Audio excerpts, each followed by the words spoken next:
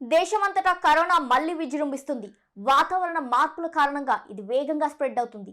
వచ్చింది నార్మల్ జలుబా లేదంటే JN1 variant అనేది తెలియక అయోమయంలో పడుతున్నారు. తెలంగాణలో కోవిడ్తో 2 మృతి చెందడంతో మళ్లీ గుండెల్లో గుబులు మొదలైంది.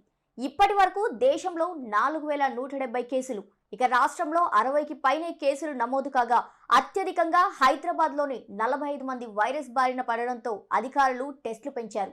కరోనా ఖతం అనుకున్న వారు మళ్లీ కంగారులో పడ్డారు. మళ్లీ మూతికి మాస్క్, ఐసోలేషన్, ఆక్సిజన్ కొరత, మళ్లీ లాక్డౌన్ తప్పదా? కేరళ, కర్ణాటక, గోవా, మహారాష్ట్ర, తమిళనాడు, తెలంగాణ, రాజస్థాన్లలో కేసులు వెలుగు చూశాయి. రాబోయే 4 వారాల్లో కోవిడ్ కేసులు మరింత పెరిగే అవకాశం ఉందని నిపుణులు అంచనా వేస్తున్నారు. అలాగే జనవరి తొలి వారంలో కేసుల సంఖ్య రెట్టింపయ్యే ఛాన్స్ ఉందని ఆరోగ్య శాఖ వర్గాలు అంచనా వేస్తున్నాయి.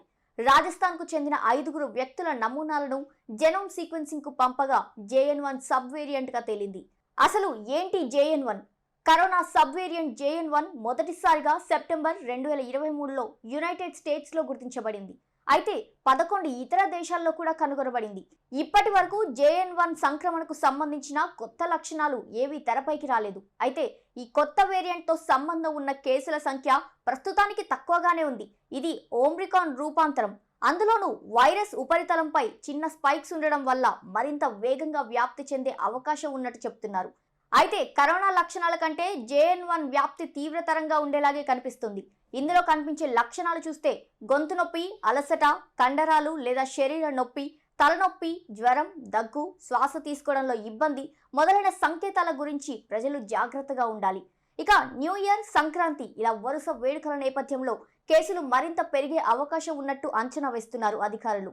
రక్తపోటు, మధుమేహం, గుండె సమస్యలు, కిడ్నీ వ్యాధిగ్రస్తులు, సర్జరీలు చేయించుకున్న వారు, 60 ఏళ్లు పైబడిన వారు, చిన్నారులు మంచులో ఎక్స్పోజ్ కావద్దని వారు హెచ్చరిస్తున్నారు.